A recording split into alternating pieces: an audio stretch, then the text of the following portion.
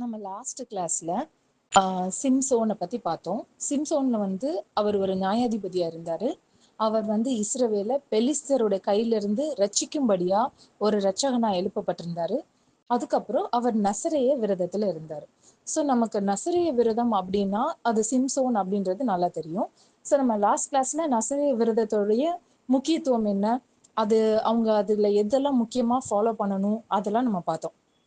இப்போ நம்ம பைபிள்ல அடுத்த நசரேயரை பத்தி பார்க்கலாம். ஏன்னா பைபிள்ல ஆண்டவர் சொல்றாரு அநேக நசரேயர்களையும் தீர்க்கதரிசிகளையும் எழுப்புனதா சொல்றாரு. அதனால நம்ம 2வது நசரேயனை பத்தி பார்க்கலாம். நம்மளுடைய 2வது நசரேயர் யாரு அப்படின்னா சாமுவேல். கொஞ்சம் அதை நான் வரிசையா சொல்றேன். சாமுவேல் நசரேயன் மட்டும் கிடையாது. சாமுவேல் பல ஊழியத்துல இருந்தாரு. ஸோ அவர் எதெல்லாம் அவருடைய பொறுப்புக்குள்ள இருந்தது, தேவன் அவரை எப்படி எழுப்பி இருந்தாரு அப்படின்றத நம்ம பார்க்கலாம். ஃபர்ஸ்ட் சாமுவேல் எந்த கோத்திரம் அப்படின்றத பார்க்கணும். ஸோ சாமுவேல் லேவி கோத்திரத்தார். ஓகேவா? ஸோ எல்கானா லேவி கோத்திரத்தார்ல வருவார். இது எப்படி நமக்கு தெரியும் அப்படின்னா, நம்ம 1 நாளாகமம் 6வது அதிகாரத்துல லேவி கோத்திரத்தாருடைய அட்டவணை இருக்கு. அந்த அட்டவணையில லேவியினுடைய குமாரர்ல கோகாத்துடைய வம்சத்துல எல்கானா வராரு. எல்கானாவுடைய குமாரனா சாமுவேல் வராரு. சாமுவேலுடைய குமாரனா வஷ்னி அபியா என்பவர்கள் இருக்காங்க. இது 1 நாளாகமம் 6:28 இருக்கு. ஸோ இப்ப நமக்கு நல்லா தெரியும் சாமுவேல் லேவி கோத்திரத்தார் அப்படின்ட்டு. சரி, ஓகே. லேவி கோத்திரத்தார் எப்படிப்பட்டவங்க அப்படின்னா ஆசாரியர்கள். அப்போ சாமுவேல் ஆசாரிய வம்சத்தை சேர்ந்தவர், ஆசாரிய வகுப்பை சேர்ந்தவர். ஆசாரியர்களுடைய வேலை என்னன்னா, தேவனுடைய கூடாரத்துக்குள்ள, ஆசரிப்பு கூடாரத்துக்குள்ள என்ன பண்ணுவாங்கன்னா அந்த வேலைகளை செய்வாங்க. காவல் காக்கிற வேலையா இருக்கும். அப்புறம் அந்த பனிமூட்டுகள் எல்லாம் சுத்திகரிக்கிற வேலையா இருக்கும். அதுக்கப்புறம் பாத்திரங்கள் எல்லாவற்றையும் சுத்தம் பண்ற வேலையா இருக்கும். அதுக்கப்புறம் என்ன பண்ணுவாங்கன்னா பலி செலுத்துற வேலையா இருக்கும். ஸோ இந்த மாதிரி அவங்க என்ன பண்ணிருப்பாங்கன்னா தேவனுடைய வேலைகளை செய்யக்கூடியவங்க தான் ஆசாரியர்கள். இவங்க லேவி கோத்திரத்துல இருந்து தான் தெரிந்தெடுக்கப்படுவாங்க. இப்போ நம்ம சாமுவேலும் லேவி கோத்திரத்துல தான் பிறந்திருக்காரு. சரி, ஓகே.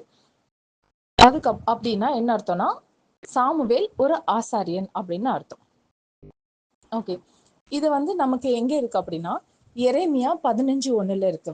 என்னன்னா, கர்த்தர் என்னை நோக்கி, மோசேயும் சாமுவேலும் என் முகத்துக்கு முன்பாக நின்றாலும் என் மனம் இந்த ஜனங்கள் பட்சமாய் சாராது அப்படின்னு சொல்றாரு. இது எரேமியாவால ஒரு தீர்க்க தரிசனம் உரைக்கப்பட்டுச்சு. அதாவது இந்த ஜனங்கள் பாவம் செஞ்சு கெட்டு போயிட்டாங்க.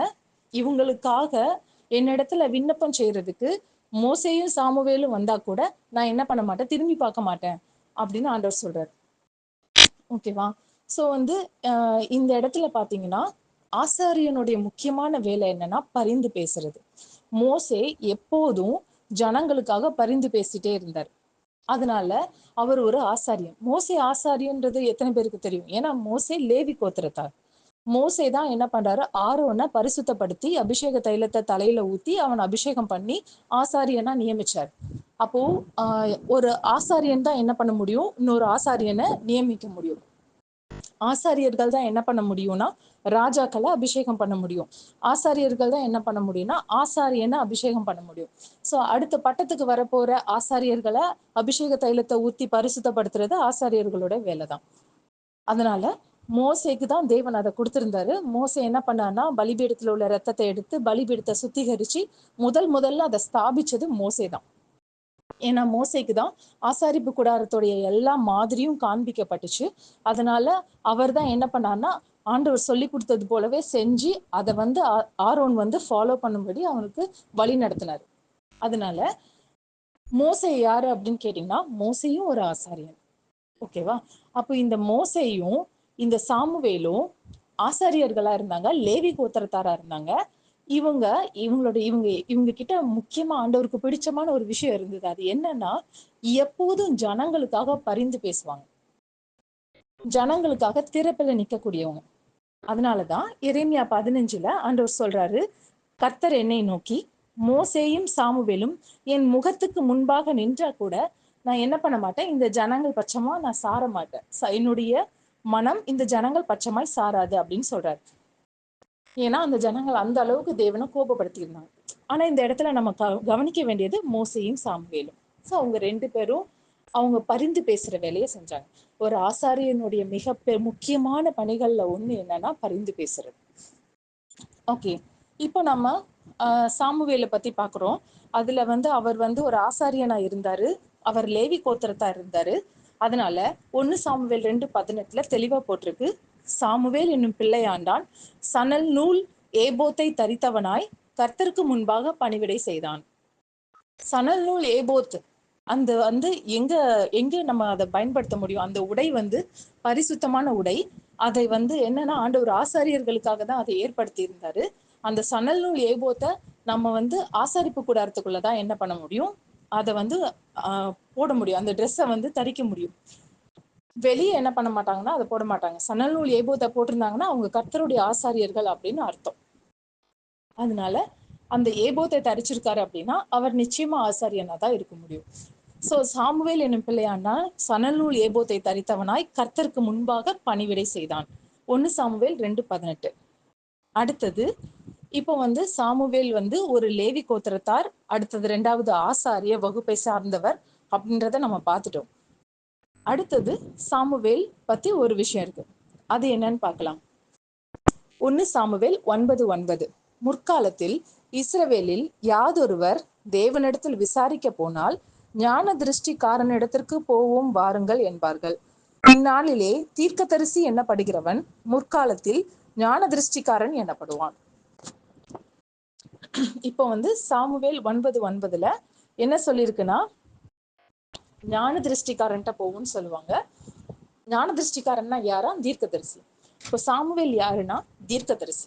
ஓகே, இப்போ சாமுவேல் 1 சாமுவேல் 3:19 ஒரு வசனம் இருக்கு.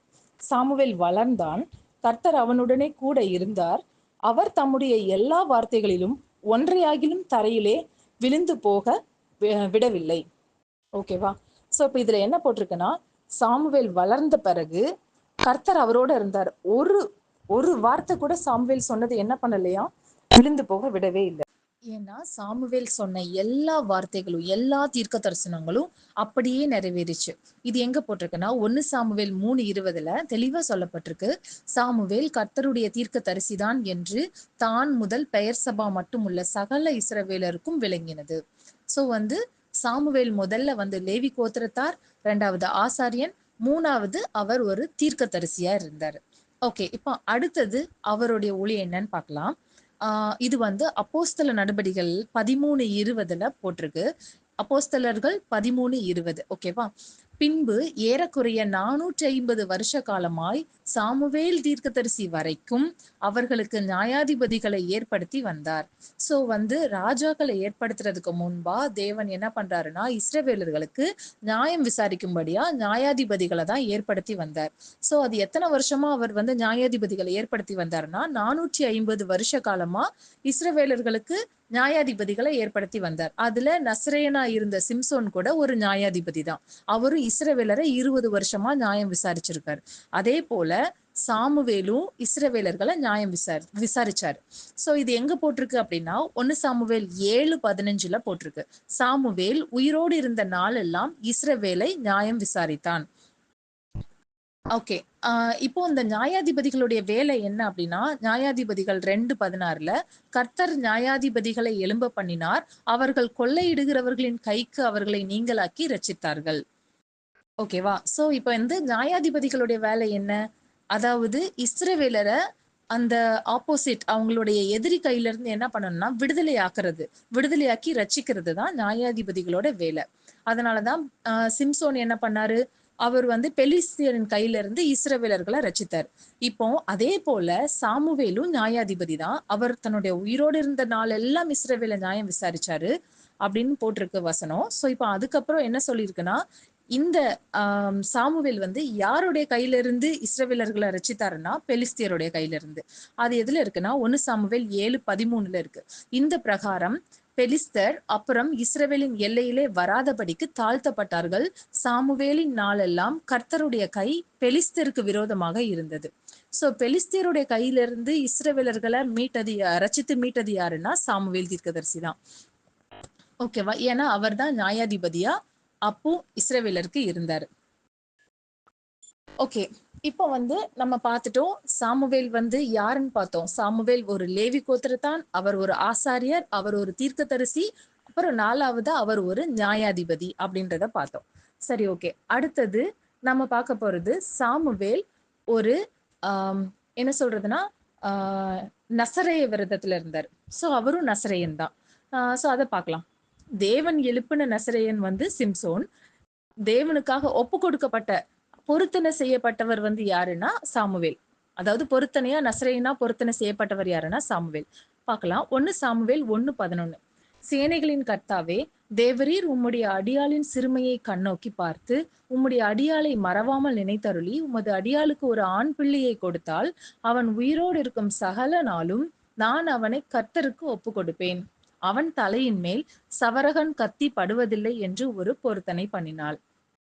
சோ என்ன சொல்றான்னா, எனக்கு ஒரு பிள்ளைய குடுத்தீங்கன்னா, அந்த பிள்ளைய ஒரு ஆண் பிள்ளைய குடுத்தீங்கன்னா, அந்த பிள்ளைய நான் என்ன பண்ணுவேன், உமக்கு ஒப்பு கொடுப்பேன். அவனுடைய தலையில சவரகன் கத்தி படாதுன்னு பொருத்தனை செய்திருந்தா.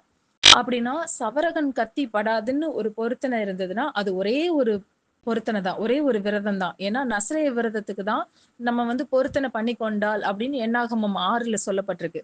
அதுக்கு என்னென்ன ஃபார்முலா, என்னென்ன செய்யணுன்றதெல்லாம் சொல்லப்பட்டிருக்கு.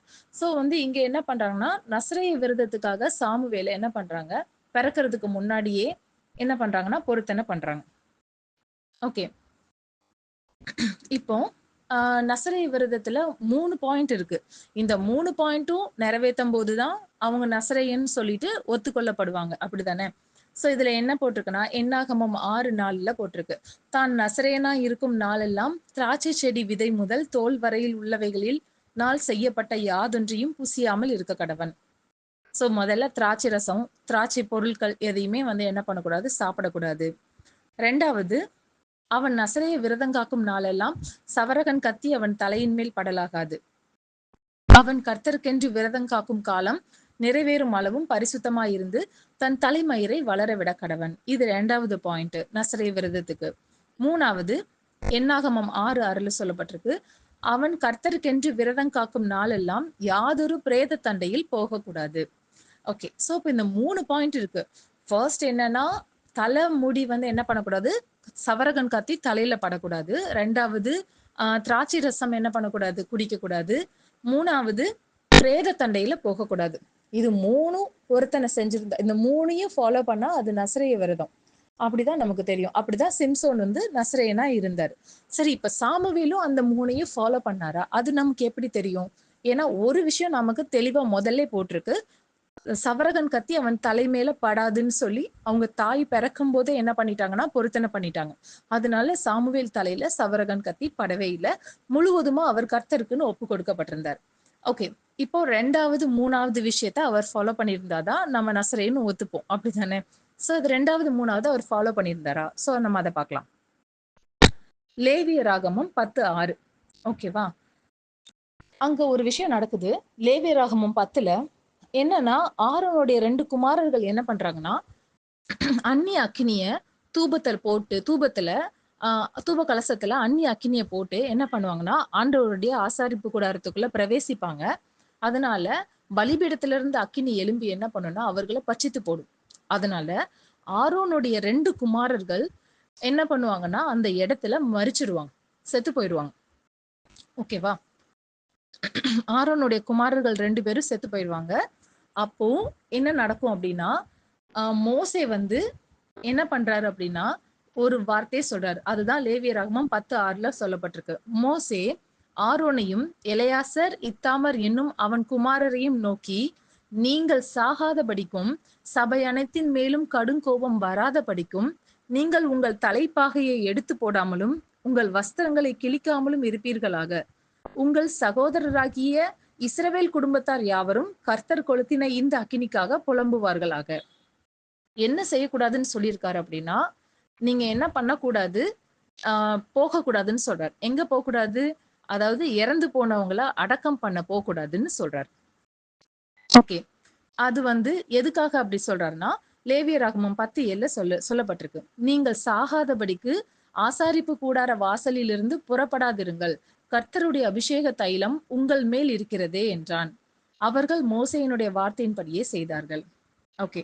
இப்ப என்ன சொல்லிட்டாருன்னா, நம்ம என்ன பண்ணக்கூடாதுன்னா, ஆசாரியர்கள் பிரேத தண்டையில போகக்கூடாது. அது ஆசாரியர்களுக்குள்ள ஒரு விதிமுறை.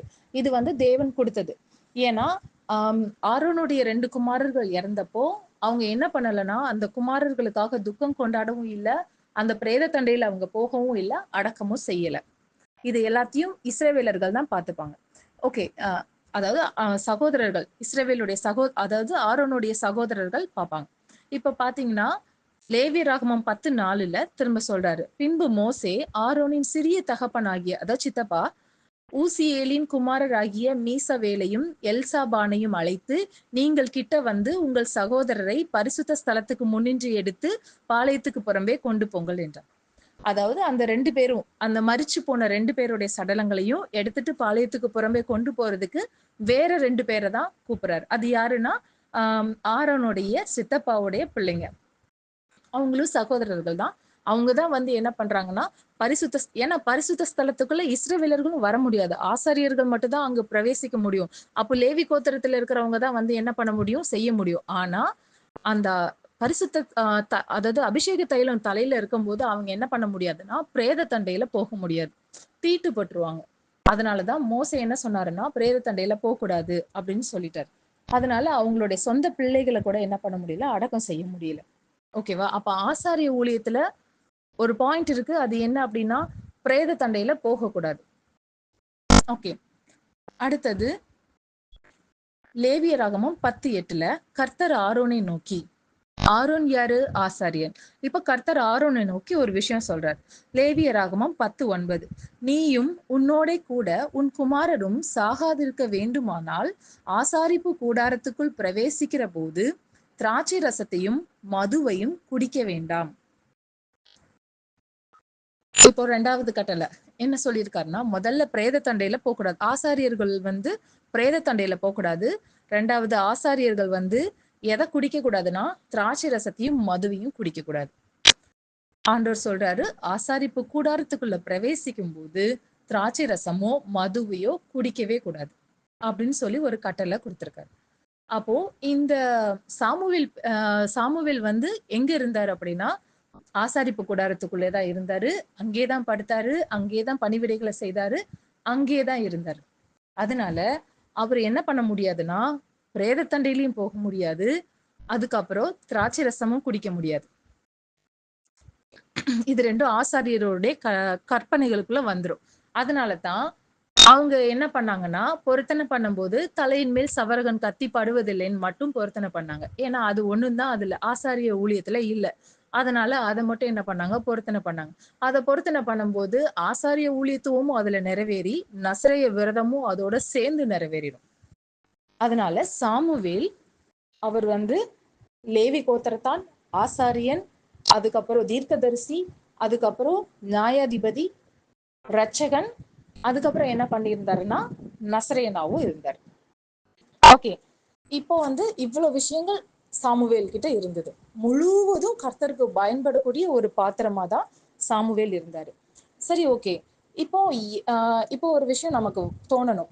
என்ன அப்படின்னா, அது என்ன, எதுக்காக தேவன் வந்து அதாவது பிரேத தண்டையில போகக்கூடாது, திராட்சை ரசம் குடிக்க கூடாது, தலைமுடிய வந்து வெட்டக்கூடாது அப்படின்ற விஷயங்களை நமக்கு கொடுத்திருக்காரு அப்படின்னு நமக்கு தெரியணும்ல. அதுக்கு ஆண்டவர் சொல்றாரு, லேவியராகமம் 10:10 அதுக்கு கீழேயே அவர் சொல்றாரு, ஏன் பிரேத தண்டையில போக கூடாது, ஏன் திராட்சை ரசம் குடிக்க கூடாதுன்றதுக்கு அவர் வந்து விளக்கம் சொல்லி தர்றாரு நமக்கு.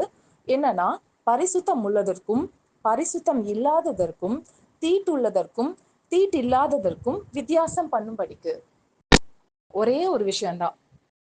என்னன்னா, அதாவது எது பரிசுத்தத்துக்கும் அசுத்தத்துக்கும் உள்ள வித்தியாசம், தீட்டுக்கும் தீட்டு இல்லாததுக்கும் உள்ள வித்தியாசத்தை காணும்படிக்கு என்ன சொல்றாருன்னா, லேவியராகமம் 10:11 கர்த்தர் மோசையை கொண்டு இஸ்ரவேல் புத்திரருக்கு சொன்ன சகல பிரமாணங்களையும் அவர்களுக்கு போதிக்கும்படிக்கு இது உங்கள் தலைமுறை தோறும் நித்திய கட்டளையாய் இருக்கும் என்றார்.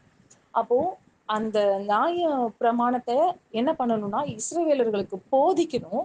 அப்படி போதிக்கிறதுக்கு அவங்க எப்படிப்பட்டவங்களா இருக்கணும்னா, பரிசுத்தம் உள்ளவர்களா இருக்கணும், தீட்டு இல்லாதவர்களா இருக்கணும்.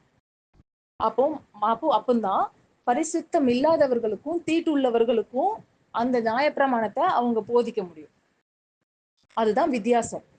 தேவனுக்கு பயன்படக்கூடிய பாத்திரங்கள் பரிசுத்தம் உள்ளவர்களாகவும் தீட்டில்லாதவர்களாகவும் இருக்கணும்ன்றதுதான் அதோடைய மெயின் தீம். அதான் ஆண்டவர் சொல்றாரு, நீங்க வந்து அதனுடைய சாரம்சம் என்னன்றத புரிஞ்சுக்கோங்க. ஓகேவா? சோ நீங்க வந்து வெளிப்பிரகாரமா பார்க்காதீங்க, அதனுடைய உட்கருத்து என்னன்றத புரிஞ்சுக்கோங்கன்னு ஆண்டவர் பரிசேயர்கிட்ட சொல்லிட்டே இருந்தார். வெறும் கட்டளைகளை வெளிப்புறத்தை மட்டும் ஆசரிக்காதீங்க. நீங்க வந்து ஒற்றலாமிலும் வெந்தயத்திலையும் தசம பாகம் கொடுக்கீங்க, ஆனா அன்பையும் இரக்கத்தையும் விட்டு விட்டீர்கள் அப்படின்னு அவர் ரொம்ப தெளிவா சொல்றாரு.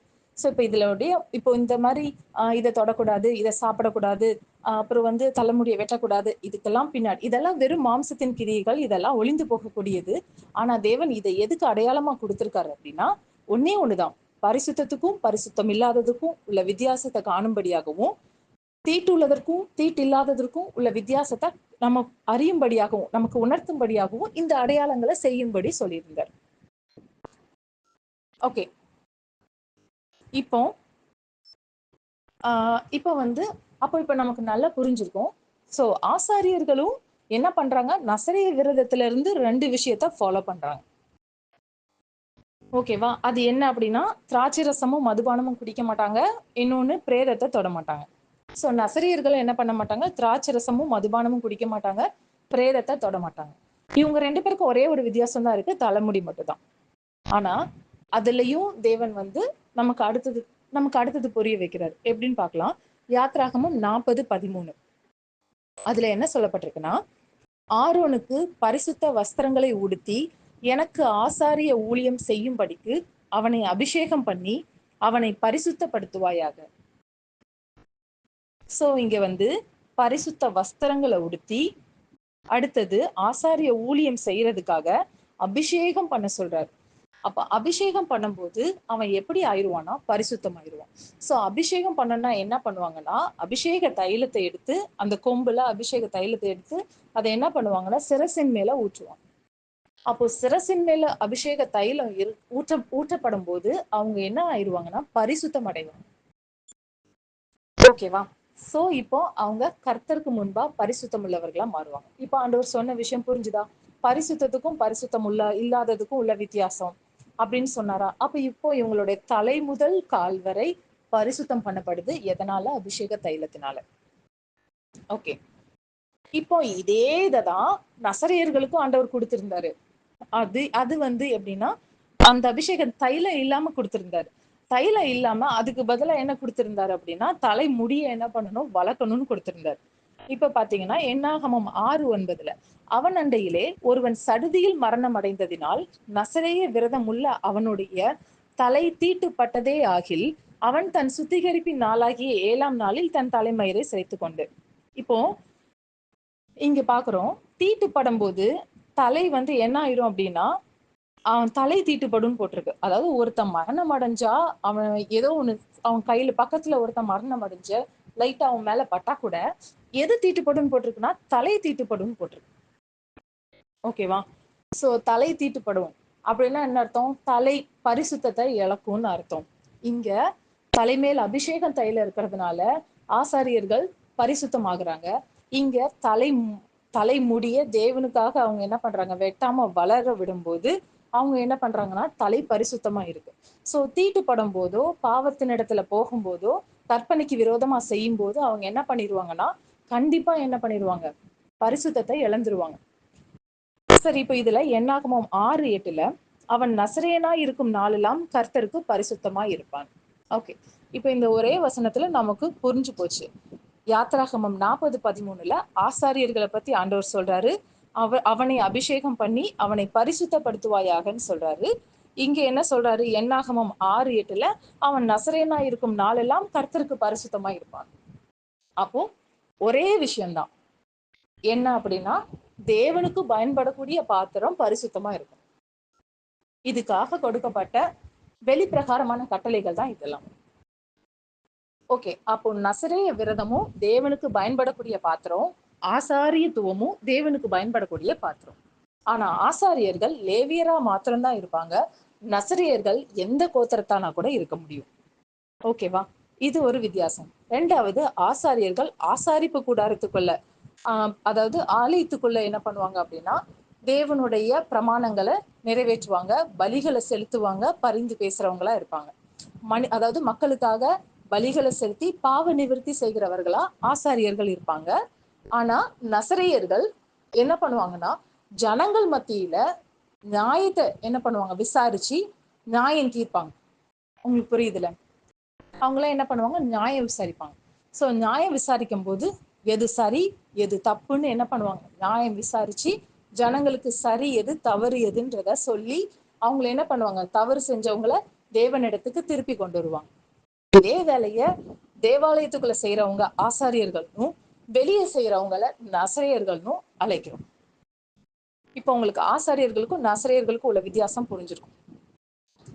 இப்போ இந்த இந்த இதுல வந்து என்னாகமம் 3:45 ஒரு வசனம் இருக்கு. நீ இஸ்ரவேல் புத்திரரில் உள்ள முதற் பேரான யாவருக்கும் பதிலாக லேவியரையும் அவர்களுடைய மிருக ஜீவன்களுக்கு பதிலாக லேவியரின் மிருக ஜீவன்களையும் பிரித்தெடு. லேவியர் என்னுடையவர்களா இருப்பார்கள். எதுக்காக ஆசாரியத்துவத்துல லேவியர்களை ஆண்டவர் ஈடுபடுத்தினாருன்னா, இஸ்ரவேலருடைய எல்லா முதற் பேறுகளையும் என்ன பண்ணணும், எடுத்து அவங்க தேவனுக்காக பயன்படணும். ஏன்னா தேவன் தம்முடைய முதற் பேரானவரை உலகத்துக்கு கொடுத்தார். அவர் ஆசாரியனாகவும் நசரேயனாகவும் தீர்க்கதரிசியாகவும் ராஜாவாகவும் நியாயாதிபதியாகவும் தேவன் தம்முடைய ஒரே பேரான குமாரனை முதற் பேரானவரை பூமிக்கு கொடுத்தார். அதனாலதான் தேவன் இஸ்ரவேலர்களுடைய முதற் பேர் எல்லாம் என்னுடையதுன்னு சொன்னாரு. அப்படி சொல்லும் போது தேவன் சொல்றாரு, எல்லாருடைய முதற் பேரானவர்களுக்கு பதிலாக லேவியோட ஒரு கோத்திரத்தை முழுதும் நான் என்ன பண்றேன், எனக்கு ஆசாரிய ஊழியத்துக்காக எடுத்துக்கிறேன்னு சொன்னார். ஓகேவா?